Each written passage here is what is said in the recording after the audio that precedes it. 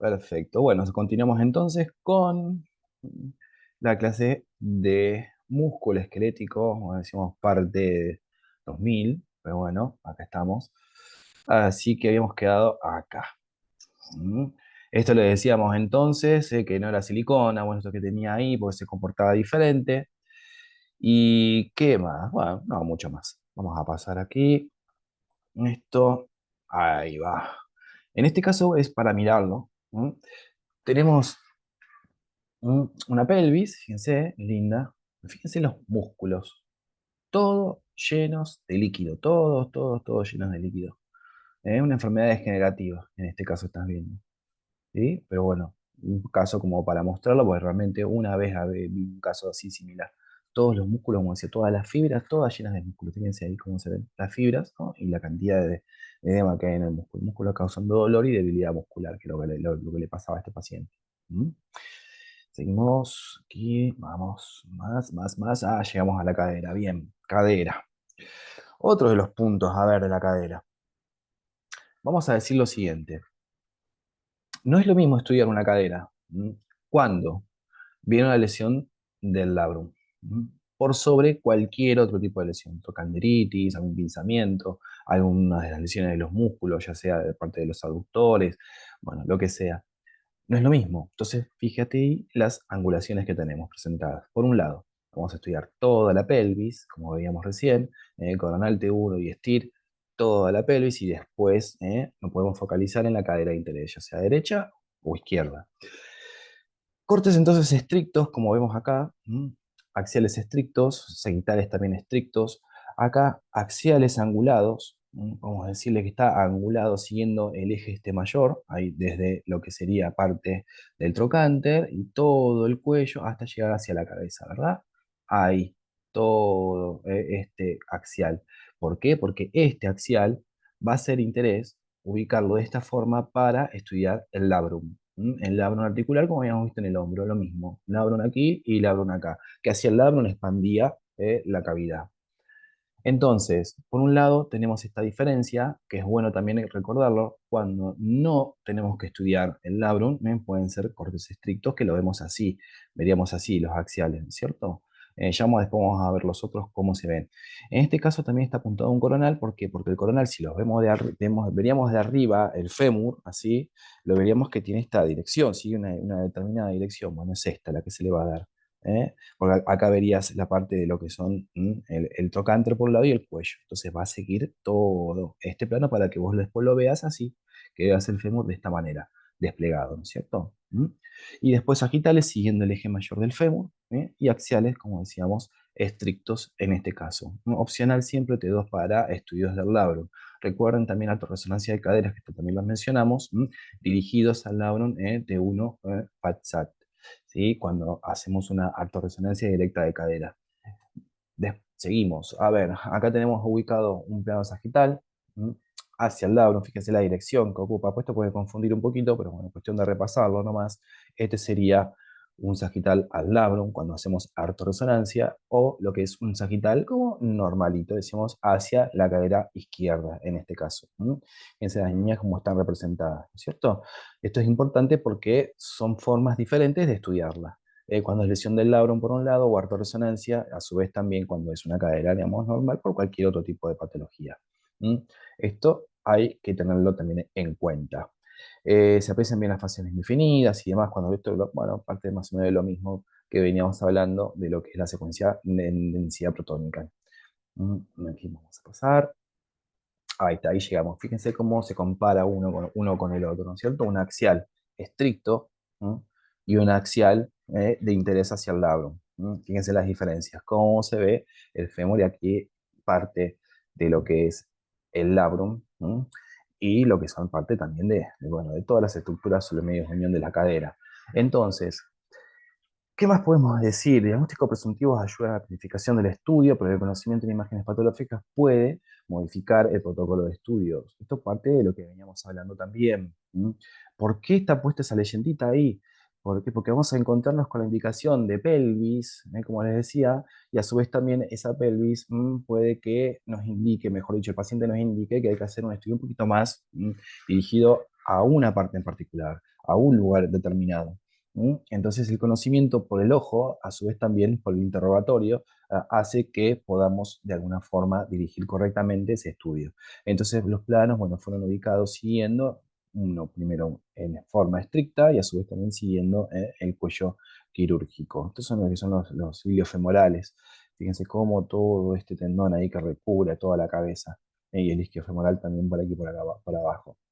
Vamos a ver, creo que había acá, así se ve perfecto. Fíjense lo que es una resonancia de cadera.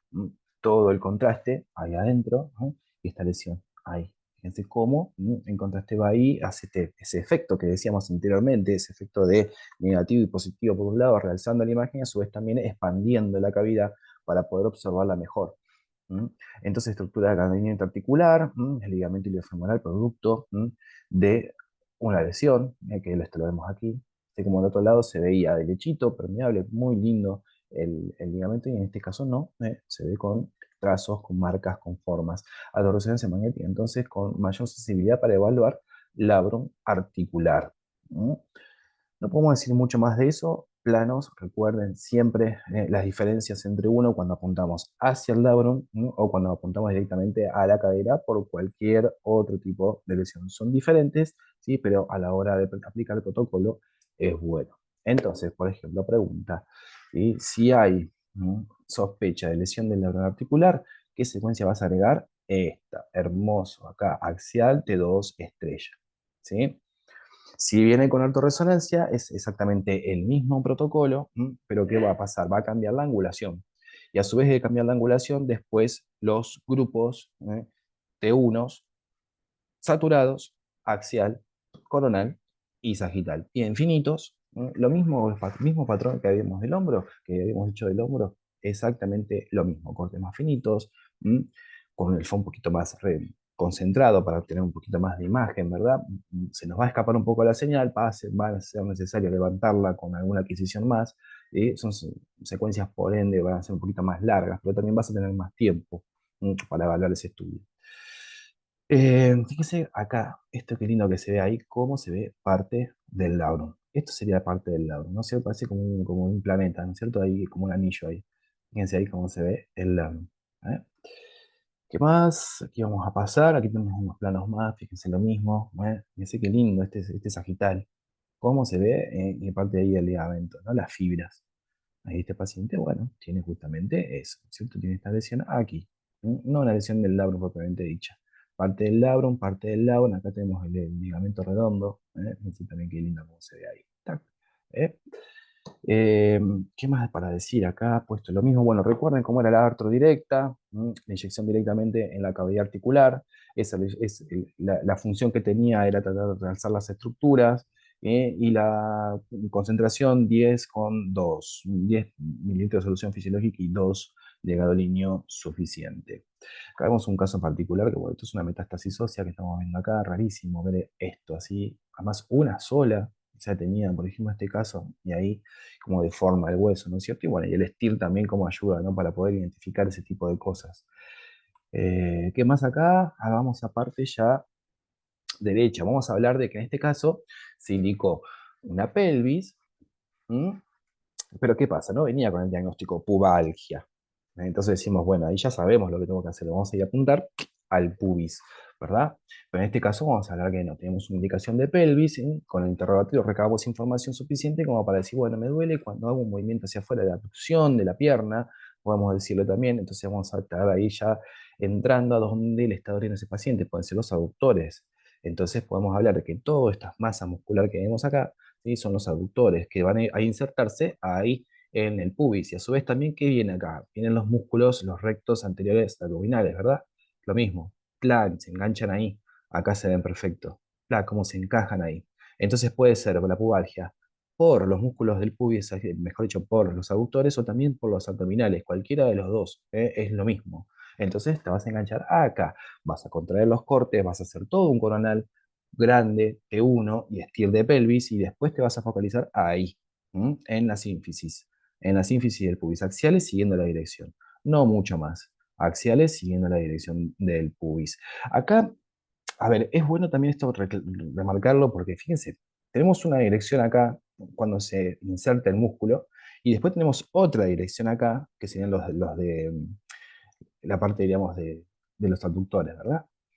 Entonces decimos, bueno, ¿cómo seguimos? O sea, ¿cómo lo angulo? ¿No? Bueno, tu ojo va a ser el que va a angular ahí en ese caso, ¿sí? Si vos ves que el asiento de la patología está en los aductores, la angulación va a ser esta, ¿no es cierto? Ahí. Si vos ves que está acá arriba, por los abdominales, la angulación sería así. Vas a seguir este eje, ¿está? No es lo mismo uno del otro, pero bueno, son casos particulares, por ahí poco puntillosos, pero sí, es importante ver dónde viene esa pubalgia, de dónde viene, ¿verdad? Y axiales acá, bueno, no mucho más para decirlo. Sagitales estrictos ahí a la sínfisis, axiales también lo mismo, siguiendo la angulación de la sínfisis pubiana. Pasamos también, a ver, uy, ¿qué me pasa? Ahí está. Y ahí tenemos un caso. ¿Mm? ¿Qué vemos acá? Vemos la sínfisis del pubis, ¿verdad? Vemos la sínfisis, además también vemos que está como el hueso todo rugoso, raro, vemos un pedacito de hueso ahí, además también vemos el músculo que tiene todas imágenes ahí en el estir, hiperintensas. Decís, bueno, listo, acá está el problema, ¿verdad? El paciente viene con un RM de pelvis, ¿sí? Y ves, te encontrás con esto, vas a dirigir ahí el estudio, ¿verdad? Axial por un lado, sagitales por el otro, lo mismo en este caso, fíjense cómo se ve a la pelvis, está bastante borrosa la imagen, pero bueno, pasa también. Pero bueno, ambas ramas, fíjate, del pubis, como tienen edema en su estructura adentro, y además también el músculo presenta también edema. ¿Qué más? Vamos a seguir pasando, vamos para lo que es las articulaciones sacroilíacas. También, muchas veces, pelvis, o sea, muy general, bla, bla, bla. Y resulta que el paciente se cayó de su propia altura, tiene una lesión ahí atrás, los RX pasan desapercibidos, decimos, bueno, a ver qué paz podemos tener, y nos encontramos con que hay una lesión en el hueso sacro por caída de su propia altura. Pero ¿qué pasa? La diagnóstico venía solamente pelvis. A veces te encontrás con que los pacientes cuando se caen, sobre todo cuando son los pacientes añosos, ¿sí? Vienen con indicación de columna. ¿Mm? Columna por caída de su propia altura. Es muy probable que también haya alguna lesión en la pelvis. Entonces también eso se asocia en una cosa con la otra. Si es columna por un lado, después pelvis, por lo menos un estir a pelvis para mostrar todo en general cómo está. Angulaciones. En este caso, ¿cómo van a discurrir siempre tratando de seguir? El interés sería esto, las articulaciones sacroiliacas más allá de lo que sería el coxis o el sacro en sí mismo, ¿cierto? Vas a estudiar sacroiliacas en este caso, ¿cierto? Entonces, fíjate cómo va aquí la angulación, siguiendo este eje, siguiendo el eje del sacro, de las vértebras sacras. Y el axial, lo mismo, va a seguir la misma angulación. Aquí por un lado, estricto hacia el sacro, como ves, y después corregido el plano desde un sagital.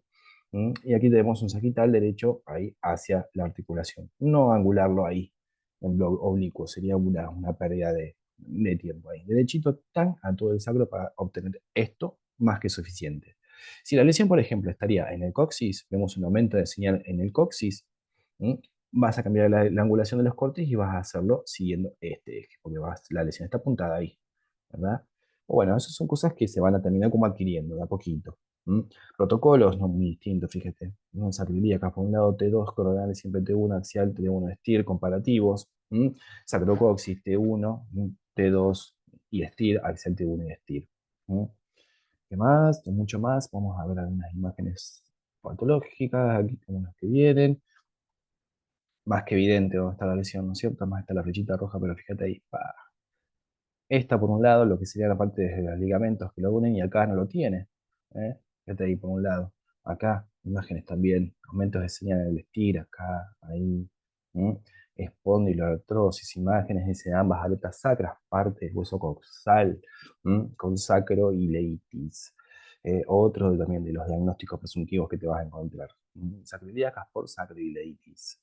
¿Qué más? Seguimos. Vamos allá, pasamos al la pelvis, pero adentro. En este caso tenemos una paciente femenina. ¿Mm? Entonces, podemos decir de que vamos a hacer una pelvis femenina, pero no va a ser una pelvis de alta resolución. Son cosas diferentes. ¿Qué es lo diferente a fines prácticos? Va a ser el protocolo, la calidad de ese protocolo, y a su vez también, vamos a ver, el costo, vamos a decirle. Estudios de alta resolución son mucho más costosos que estudios normales, diríamos, de una pelvis, por estudios, por ejemplo, del útero y anexos. No es lo mismo. ¿Mm? Pero bueno, vamos en parte. En el caso de que no se amerite una pelvis de alta resolución o inclusive que no se autorice a hacer una pelvis de alta resolución, esto no significa que lo vas a hacer mal. Fíjate aquí la imagen del medio, Sagita T2, como vemos acá. Útero. ¿Ves todo el útero en este caso ahí? Este paciente tuvo una cesárea. Útero, un útero normalito ahí con toda la señal. ¿Y acá qué pasa? Acá cambió la señal, ¿verdad? Hay una señal diferente al músculo, mm, al útero en general. Entonces, este paciente está teniendo lo que es cáncer de cuello de útero. ¿Eh? Que a ver, no es lo mejor estudiarlo con una pelvis femenina normal. Lo mejor sería hacer una alta resolución, pero a veces pasa estas cosas, ¿no es cierto? Burocracia, costos y dinero hace que no se pueda, ¿cómo decirlo? Hacer el protocolo ideal, ¿no es cierto?, para este paciente. Pero bueno, a ver, vamos a pasar aquí. En general, con un alto y sagital, aquí lo vemos, tin, tin por un lado y por el otro. Después tenemos pares de axiales o grupos de axiales, T2, T2 saturado, T1, T1 saturado. Este es muy importante también para poder decantar si en los anexos, por ejemplo, esto acá, ¿qué sería esto? Sería parte del ovario. Vemos que hay como una especie de quiste, ¿no es cierto? Vamos a suponer que esto es mucho más grande, vamos a suponer que hay varios, y queremos ver si hay sangre o no hay sangre dentro de ese quiste. Bueno, ahí el T1 te lo va a dar, T1 fat chat, entonces es importante tenerlo. ¿Mm? Después, eje largo, eje corto y eje largo del útero, que acá lo hemos marcado. Eje largo y eje corto. Ambos en T2. Mira la angulación ahí. ¿Qué es lo que te va a dar la angulación? Ahí el endometrio. Tiki. Siguiendo siempre los planos mayores, ¿no es cierto? Es que se parte de las trompas, se ve ahí. Este paciente acá vemos que hay algo. En este caso hay un mioma o algo ahí medio extraño en el útero. Pero bueno, los colonales y parte de los axiales de la pelvis en general, o sea, para estudiar la cavidad, van a ser estrictos, pero después los ejes van a darlo el útero. ¿Sí? También aquí en este caso hubo un pequeño error. Ese pequeño error, ¿cuál es? Vejiga está vacía, apenas tenemos líquido. Para estudiar útero, en resonancia ya sea de alta, ya sea de pelvis normal y demás, ese paciente no tiene que ir al baño. ¿Por qué? Porque la vejiga aumenta de tamaño y hace que el uterito también se mueva. Entonces nos queda más derecho, nos queda mejor. Entonces la vejiga trata de que se trata de que no, de que el paciente no haga pis antes de hacer el estudio, ¿no? Porque no queremos esto, queremos una vejiga llena, ¿no? Obviamente una vejiga explotada, llena de líquido, ¿sí? Pero por lo menos que no vaya al baño antes de hacerse el estudio, que haya algo de líquido porque posiciona mejor el útero para estudiarlo. Eh, ¿Qué más? Entonces, bueno, indicaciones, cáncer de cuello, hemiomatosis, quistes anexiales y demás. Acá tenemos un eje largo, fíjense cómo esto se ve toda la cavidad ahí, y por el otro lado el eje corto. Acá, fíjense esto, un terrible quiste ahí del ovario.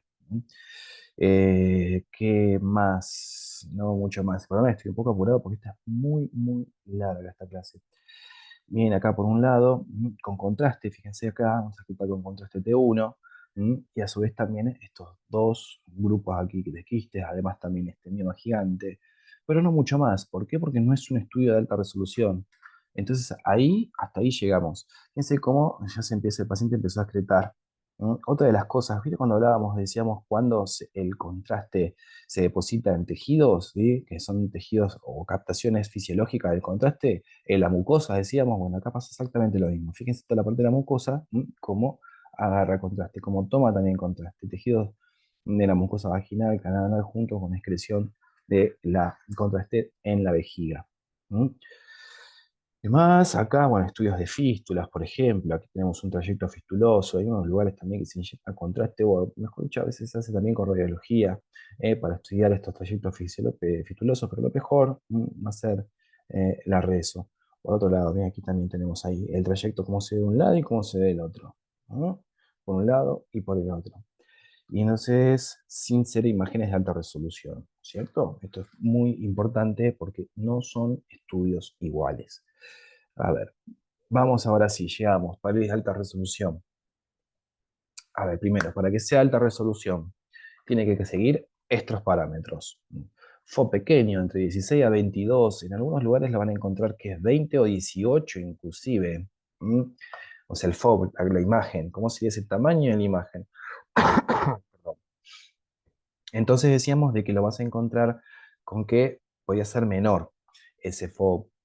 Pero bueno, en este caso lo vamos a hacer un poquito más grande porque a veces no nos alcanza la imagen, o el tamaño de la imagen para hacer todo ese estudio. Entonces lo tendemos un poquito más, pero para que sea alta resolución de manual, tiene que ser de 20 centímetros para abajo. ¿eh? 18 o 20 es el estándar. Un poquito más hace que eh, ya diríamos no entre en el criterio de alta resolución, pero ¿qué pasa? El resto, sí. Cortes finos, 0,3 milímetros sin separación de cortes. Así, imagínate la cantidad de cortes que hay para hacer, por ejemplo, en un axial. Protocolo, sagital T2, axial T2, difusión, coronal T2. Todos en el T2 y después te vas a ir arriba. Estudios de hígado. Facha del hígado, difusión del hígado y también un T2 de todo el abdomen. Ese es el protocolo central de lo que es un estudio de alta resolución para evaluar cáncer de recto, úteros y anexos. Y a su vez también próstata multiparamétrica, pero la diferencia es que la multiparamétrica, además de estas secuencias, que no vas a estudiar en este caso el hígado, pero vas a necesitar contraste, por eso son múltiples parámetros, lo que es el T2 por un lado de la imagen de alta resolución, a su vez también la difusión como parte fisiológica y a su vez también el contraste, cómo se comporta el contraste en una lesión. Bueno, ya lo vamos a ir viendo. Número de adquisiciones, 4. Mucha cantidad de adquisiciones, son secuencias muy largas y requiere también preparación. El paciente tiene que venir preparado con dieta. ¿Por qué? Porque vas a estudiar el recto. Entonces, si estudias recto, no vas a querer que haya nada ahí adentro, ¿cierto? Entonces se indica dieta, se indica dieta libre de hojas verdes. Además también de la dieta se coloca buscapina, una iosina, una inyección en el brazo antes de hacer el estudio para detener los movimientos peristáticos durante el estudio, porque no vas a querer movimiento. Entonces lleva a esa preparación, ¿verdad? En algunos lugares estos protocolos lo aplican también con relleno, diríamos, vaginal o rectal de gel ahí ecográfico. Pero bueno, en este caso no, vamos a verlo sin relleno. Em, Aquí tenemos un sagital T2 de pelvis de alta resolución. Si comparás uno con el otro, te vas a dar cuenta cuál es cuál. ¿Por qué? Porque en este se ve mucho mejor, muy nítido las cosas, ¿no es cierto? Eh, Hablábamos también del FOP. Este es un FOP un poquito más grande. ¿Sí? ¿Por qué pasa? Para que sea pelvis de alta resolución, sí o sí tenés que enganchar parte de lo que sería el promontorio. En este caso tenemos una variante anatómica, pero para que sea alta resolución tenés que agarrar desde promontorio hacia abajo. Y hay unos pacientes con 16, 18, no te alcanza, entonces vas a tener que aumentarlo un poquito por una cuestión fisiológica. Eso es lo que hicimos anteriormente. ¿eh? Entonces, ¿qué es lo que se busca con este estudio? Para estadificación de cáncer de recto, justamente, bueno, estadificarlo, decirle en qué momento de la enfermedad está ese paciente. Y a su vez también, cómo la enfermedad fue progresando. En el caso de, vamos a hablar de el tumor propiamente dicho, y a su vez también de cómo invadió hacia lo que sería afuera, los afueras de la víscera, ¿sí? Cambia totalmente la estadificación. Eso, la estadificación sería, no sé si lo han visto, que es cuando ustedes ven letras y números. Dicen ustedes, por ejemplo, T0, por ejemplo. N0, M0, por ejemplo. Si son todos ceros, ahí, bueno, me puse como un ejemplo medio extraño. Porque T0 significa tumor, que no hay tumor, digamos. O T1, que está ahí metido. N0 o M0 ya habla de lo que si hay metástasis de distancia y si hay ganglios. Entonces son esas tres letritas que hace de que, digamos, todo este conjunto de imágenes vaya directamente hacia ahí. Pero bueno, vamos a darle importancia a eso también. Entonces acá vemos parte de lo que es el recto, y a su vez también vemos toda esta masa que está acá adentro. ¿Mm? Decimos, bueno, tumor lo vamos a ubicarlo en lo que sería un tercio medio del recto. Pero ¿qué pasa además también? Una de las vías en la cual se disemina el tumor es por vasos sanguíneos y a su vez también por la circulación linfática. Entonces también es importante conocer si hay ganglios presentes cerca o cercanos a la lesión o no tan cercanos, pero bueno, es importante conocer si hay ganglios o no. Y fíjense, por ejemplo, esto que ven acá. Esto es un ganglio. ¿Mm? ¿Tiene tumor el ganglio? Todavía no lo sabemos. Hay que esperar la difusión. Pero es parte del estudio. ¿Por qué no hay angulación? Decimos, bueno, a ver, ¿cómo angulamos esto? Porque la angulación, en este caso, la da la propia patología. O sea, de cómo está situado el tumor, hace de que los planos de corte se vayan ubicando acorde a cómo está ese tumor ubicado dentro de la víscera. Entonces no hay planificación, básicamente. Te lo da la patología. Entonces, en este caso, ¿qué es lo que se va a tratar de hacer? Fíjate lo que es el tumor propiamente dicho, ¿no? Y lo que es la parte de lo que es vamos a decirlo, la parte de la muscular, ¿no es cierto? De la víscera, ¿sí? La muscular y después ya lo que vas al mesorrecto. Esto sería parte del mesorrecto. ¿Qué pasa? A veces se quiere evaluar, ¿no? Si el tumor atravesó la muscular y cuánto invadió de mesorrecto. ¿Por qué? Porque cambia muchísimo el pronóstico de ese paciente. Cuando hablamos de pronóstico, hablamos de cuántos años de sobrevida posiblemente le quede. Entonces pueden ser cuestiones milimétricas, muy, muy pequeñitas, ¿sí? 2 milímetros a veces que haya una invasión extramural hacia parte de mesorrecto hace que esa patología ya lo ubiquen en un T3, por ejemplo. ¿Sí? O sea, una enfermedad ya progresada. ¿Sí? Y el pronóstico, ¿no? Va a ser, no malo, pero sí negativo, ¿sí? Porque hay que esperar cómo responde ese paciente con el tratamiento y demás. El tratamiento hacia esto sería, depende de dónde está localizado el tumor, porque hay cirugías que directamente sacan todo el recto, o sea, todo, incluyendo ano, todo, sacan todo, esa es la cirugía de Miles, se llama, o hacen que, si está un poquito más hacia arriba, 3 o 4 centímetros hacia arriba de lo que es el canal anal, hacen una anastomosis. O sea, se corta una parte, se corta la otra, el paciente se le saca una bolsita, y después se lo vuelve a conectar. Eso sería más o menos el tratamiento. Y después, bueno, aquí, radio, quimio, o a veces puede ser anterior, ¿no es cierto? Si es neoadyuvante o coadyuvante. ¿Mm? Entonces, conocer los ganglios se encuentran afectados, determinante para estadificar la enfermedad. La posibilidad de diseminación linfático-vascular es otro de los parámetros que debemos conocer. Por eso en el protocolo están estudios del hígado. ¿Por qué? Todos estos vasitos que ves acá, tiqui, tiqui, tiqui, tiqui, toda esa sangre se recoge, va para la vena cava y va directamente al hígado. Entonces, uno de los sitios de donde suele dar metástasis este cáncer, este tumor, es en el hígado. Entonces vas a estudiar el hígado también. Por un lado, las imágenes T2 y va a su vez también después la difusión para decantar si esa imagen es, bueno, es maligna o no. ¿Eh? Acá vemos un caso en lo que sería una invasión. Vemos esto. Ahí que está marcadito en rojo. ¿Qué vemos acá? Así, Dios, acá no vemos tumor, no vemos nada. Sí, pero acá tiene algo, ¿cierto? Y fíjense ahí cómo la venita está tan le dan por un lado y por el otro, por los dos. Sí, por un lado y por el otro. Quiere decir que ese tumor ya extravasó la pared, ¿sí? Y se ubicó en el mesorrecto. Ya vamos a marcarlo también al mesorrecto y para que quede. Entonces, posibilidad de desarrollar metástasis. ¿Por qué? Porque está contactando el tumor con venas, o lo que sería una EMPI.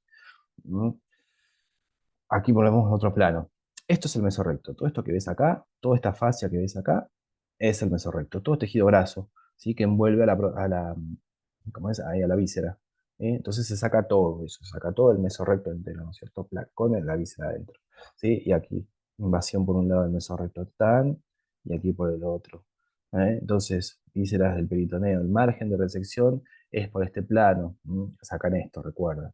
Todo lo que sería el mesorrecto. Debe estar libre de patología a la hora de la cirugía. Si contacta con el mesorrecto ya la lesión, o sea, el tumor, ya ese paciente, por ejemplo, se cae a pique de pronóstico. Va a ser muy posible que ese paciente fallezca en una determinada cantidad de tiempo.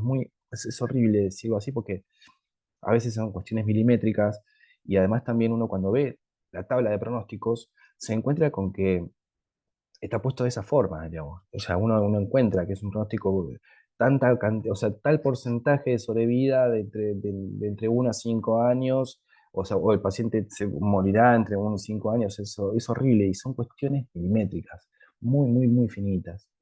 Bueno, seguimos. Entonces, por un lado, aquí tenemos otra parte de las lesiones, otro plano coronal, como vemos aquí, ahí la invasión, la ENVI, esto por un lado y por el otro. ¿Mm? Pues, ¿qué más aquí? Acá vemos esto directamente un paciente que ya está operado, ya le sacaron el tumor, ¿no es cierto? Porque vemos toda esta cicatriz. Aquí, toda esta cicatriz que ven aquí, es parte de la cirugía anterior. Y además también, ¿qué pasa? Médula por un lado, médula por el otro. ¿Qué pasó acá? Este paciente está irradiado. ¿eh? Cambia la señal de la médula producto de radiación. Entonces esto genera cambios en la médula ósea mostrándola más hiperintensa que el hueso normal. ¿Mm? Y aquí ves todo el recorrido, ¿no? De la cicatriz que dejó.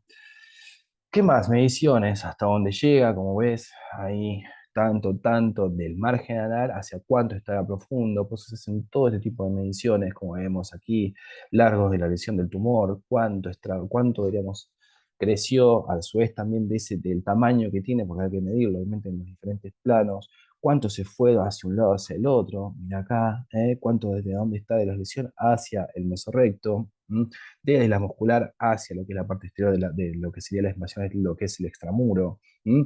Y distancias al mesorrecto. Fíjate cómo es la angulación, cómo ves que está todo angulado ahí, como raro, ¿por qué? Mira acá arriba. ¿Eh? Estás viendo que ese sacro está todo así, como en diagonal, ¿cierto? ¿Por qué? Porque ese tumor se cortó justamente así, en diagonal, para sacarlo en su mayor longitud, en este caso. Por eso decíamos de que la lesión es la que nos da la angulación. Este caso es tremendo, fíjense, parece que hay un tapón, todo esto es todo tumor.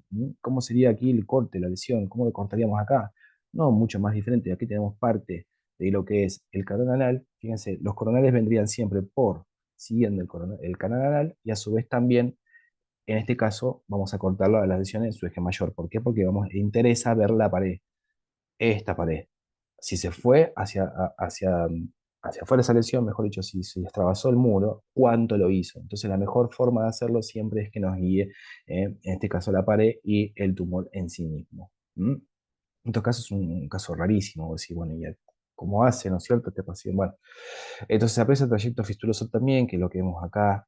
Esto es una parte de una fístula, ¿no? También todo esto se hace todo, absolutamente todo, ahí en consola, trabajo de ahí en consola, miren ahí esto. Estas mediciones no, particularmente, esto ya lo hace directamente el médico cuando está elaborando el diagnóstico. Entonces van a encontrar con situaciones en las cuales pueden tener al médico de soporte que les diga cómo abordar ese estudio, o a veces no. A veces van a estar ustedes solitos y van a tener que hacer la pelvis ustedes solos. Entonces van a tener que mirar la imagen, ver, reconocer dónde está el tumor, y además también de reconocerlo, cortarlo correctamente para lograr este tipo de imágenes que ves acá. Sí, paré. ¿Cómo se fue toda esta lesión que ves acá hacia el mesorrecto? Contacta con el mesorrecto. En este caso, otra lesión acá arriba. Ya tiene invasión de la membrana linfática a distancia. Esto ya es una metástasis. ¿Qué le pasa a las caderas? Cadera derecha, ¿qué tiene acá? Vacío de señal. Hay una prótesis. ¿M? Y acá tenemos la cabecita normal. En este caso está pacientito operado de la cadera derecha. ¿M? ¿Qué más? Seguimos. Fíjense también cómo se comportan, cómo son diferentes los tipos de lesión. ¿En qué sentido? ¿Qué señal tiene esto? Vamos a hacer una señal hipointensa, podemos decirle. Acá, ¿qué pasó? Esto, todo hiperintenso, ¿cierto? ¿Qué pasa? El estirpe de la enfermedad no es lo mismo, entonces se requiere, ¿sí?, sacar y ver qué células son. Eso también, eso se hace por biopsia directamente, ¿no es cierto? Pero ¿qué pasa? No son todos iguales, ¿sí? Son diferentes. Este caso, este tumor tiene mucina. Son tumores mucinosos que justamente favorece esto, que es lo que estás viendo acá. La mucina es una sustancia que degrada la grasa, entonces ayuda a infiltrar. Tumores más agresivos son en este caso. ¿Eh? Pero como cambia la intensidad de señal producto de la celularidad propia del tumor en sí mismo, ¿no es cierto? Aquí otro caso en los que vemos si el paciente se realiza el control, lo que ya veamos anteriormente, cuando es neoadyuvante o cuando es adyuvante.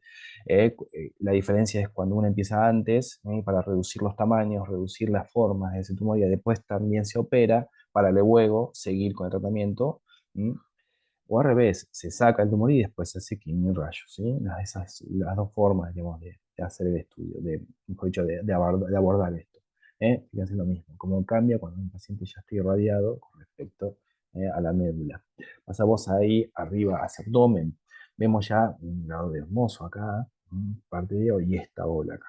Entonces acá lo tenés por un lado mostrado, y después por el otro lado también lo que es secuencia de difusión, como muestra un aumento de la señal. ¿Por qué? ¿Qué pasa? Restringe mucho la movilidad de las moléculas de agua, quiere decir, porque hay una alta celularidad, está lleno de células ahí adentro. Entonces el agua no se puede mover como lo hace normalmente en el hígado, como ves acá. Entonces por eso tenés un aumento de la señal. Una señal restrictiva, aumento. ¿Ves esto por un lado, que se caracteriza por el otro con una difusión? Ya está, esto es una metástasis.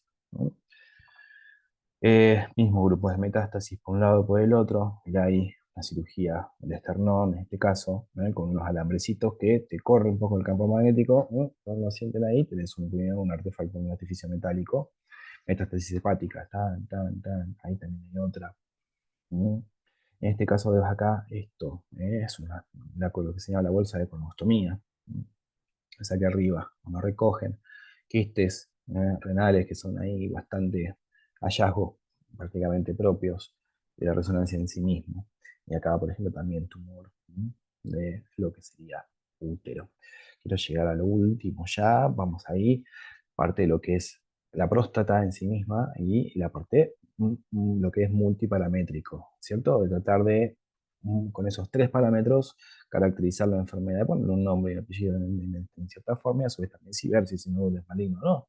Entonces tenés T2 por un lado, fíjate cómo se mide toda la glándula, a su vez también la difusión, como te muestra que hay un aumento aquí de la señal, y después el contraste, ahí está, tenés los tres puntos multiparamétricas. Se sugieren entonces riquísimas esas repeticiones de test de corte, son lo que se llaman las secuencias dinámicas, inyectas gadolina y vas obteniendo las imágenes. Y vas a ver en tiempo real cómo va captando contraste a medida que pasa el tiempo. Pero bueno, ya está. Ay, fue muy rápido, medio así, pero lo importante, diríamos, estaba dicho. O sea, ¿qué diferencias tienen lo que son las pelis de alta con respecto a pelis de estudios de cavidad normal? Y después las variantes de los estudios de cáncer de recto, para que se utiliza, a su vez también lo que es estadificación de cáncer de recto, después estudios anexiales de útero y de anexos, y a su vez también multiparamétricas de pelvis, los tres parámetros, T2, eh, difusión y gadolinio. Así que bueno, ya estamos, terminamos con esta parte. ¿Quedó algo que decir? Hay 2 minutitos y pico que queda, si me pueden decir algo. Les digo algo yo también. Tengo 2 trabajos que me han mandado hoy a la tarde, que a uno los revisé. Así que, bueno, ahora en un momento se los mando a quienes fueron, que no me acuerdo los nombres. ¿Sí? Pero bueno, los tengo ahí, ya se los voy a pasar. Así que, bueno, si tienen alguna preguntita o algo, díganme. Ya vamos a la clase que viene, va a ser un poquito más liviana, se lo prometo. No tanta así, tanta cosa, ¿no? Así que, bueno, no mucho para decir, por lo que veo. Y bueno, como siempre, eh, estamos ahí en contacto, vamos a subir todos los materiales como corresponde y demás, algunas consultas, preguntas, lo que sea, me escriben, ¿no?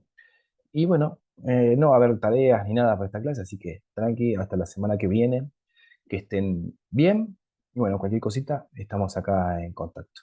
¿Eh? Ahí está, bueno, gracias a ustedes, nos vemos, buen fin de semana también, por supuesto que sí. Bueno, que estén muy bien, ¿eh? Así que desconecto por acá, ahí. Gracias a ustedes. Bueno, hasta la próxima clase.